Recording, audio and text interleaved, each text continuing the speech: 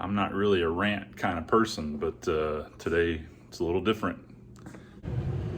And that brings us to rant number 2.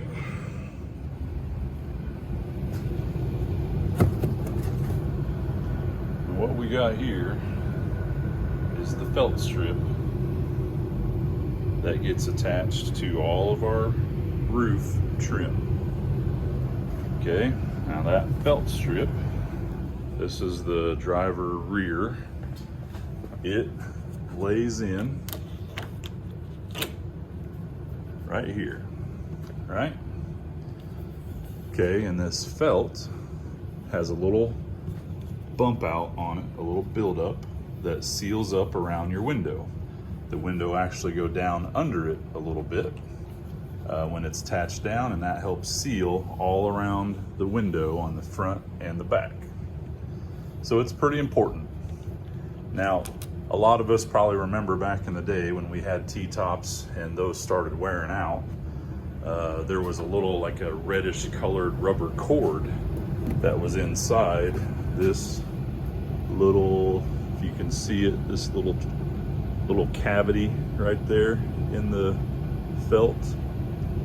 They're hollow these days, probably as a cost reduction, right? So these probably will not last a long time. Most of us with T-tops, we're only using them in really nice weather. We probably don't keep the tops in very often. I know for me, I rarely ever have the T-tops in. I just put a car cover over it when it's in the garage, and it's just ready to go for a drive or go to a show. So back in the day when it was, everybody's primary car, they probably went in and out a lot, and maybe that's why they decided now, they don't need to be as robust, I guess. But the little cord aside, these felt strips come curled up in one piece that'll go from the driver's side all the way over to the passenger side. You get one piece for the back, one piece for the front. For 87 and 88 guys, we have to kind of cut them in half and make them fit individual pieces because we have a 3-piece setup. You have a long piece on the passenger side, a little cap in the middle, and then another piece on the driver's side. Before 87, they were just one continuous piece that went all the way across. And so now that's how the felt strips are still made, one piece. They don't make a 2-piece set for us 87, 88 guys and gals, and we have to make them, trim them to fit. Okay, well, enough alone, that's not a big deal, but they come with some adhesive backing on the felt strips. You peel a piece of paper away, you line them up with the kind of the notch is how I do it, line that up and press it out, pull your backing off, the adhesive sticks, and that's how it's stuck on there. And then you have a few spots with rivets. I think there's 5 on each piece. Those rivets keep it up attached to the metal roof of the car, but the adhesive backing is what keeps this stuck to the trim all the way across. Well, let's talk about why I'm so ticked off about this. I took a lot of time and effort to sand down every one of these pieces of trim, most of it to bare aluminum. I then etch primered it. I then high build primered them. I then painted them with 3 coats of SEM trim black. I used SEM etch primer. I used SEM high build primer. I even re-sanded down and started over again a couple of times because I wanted all of my trim to look as good as I could make it look without scratches, texture, anything like that. So I had a perfectly clean and fresh surface to adhere these felt strips to. Not only did I make sure I had a great surface, I also bought some 3M adhesion promoter. I know a lot of guys will use this for plastic, but I decided I was going to use it here as well and give it every opportunity I could to get that stuff to stick. So I used adhesion promoter. I applied the felt strips to the trim. I clamped everything down. I waited 2 days before I unclamped it, and it was in the house the whole time. So everything was perfect. So with the clean surface and with the adhesion promoter, and I peeled off the backing a little bit at a time to get everything lined up perfectly. With the trim, I clamped it down. I have a bunch of these plastic spring clamps to hold it in place. I used, well, I'll just throw up some pictures.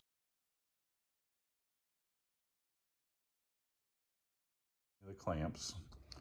Did that to all 4 pieces, and I decided to take the clamps off, get it out, test fit it on the car, kind of get myself excited to see it in place and how nice it looked. And within 2 hours of taking those clamps off, all of that felt weather strip was pulling away from the trim. It wasn't even sticking.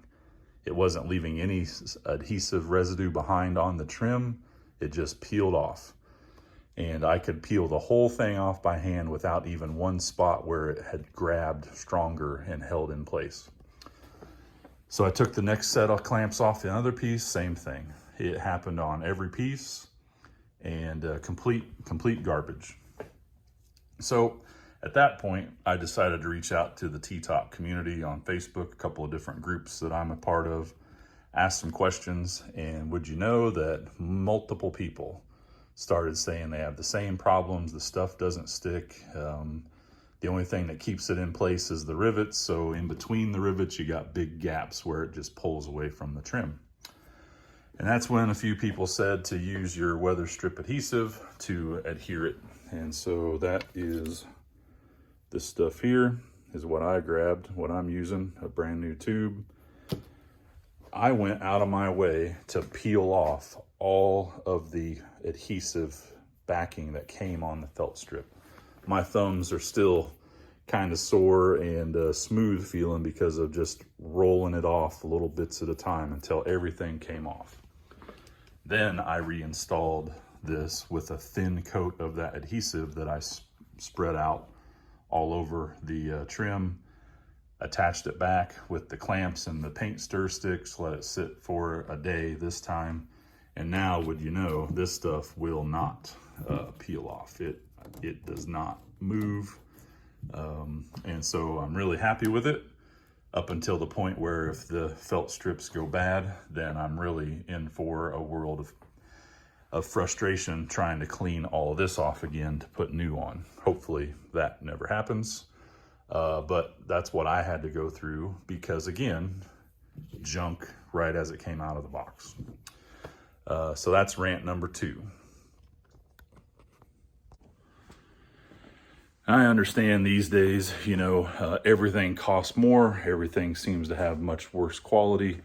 Cutting corners wherever people can. And it's, you know, got all the way now to just replacement parts for vintage cars. I mean, it's just everything. And I don't know what we can do about it. It's not like there's a lot of other options. And in a lot of cases, it's getting something and then putting a lot of time and effort into it yourself to make it work and to make it work the way you want it and the way it should. Whether it's fit, finish, functionality, you name it, it takes a lot of extra work from us to get it done. So that's all for now. If you stuck around this long, hopefully you don't have as many problems that I have had, but if you do, leave a comment, tell us what you did, how you fixed it, or what brands you found that were better than others, if you had an option. So thanks all, and have a good rest of your weekend.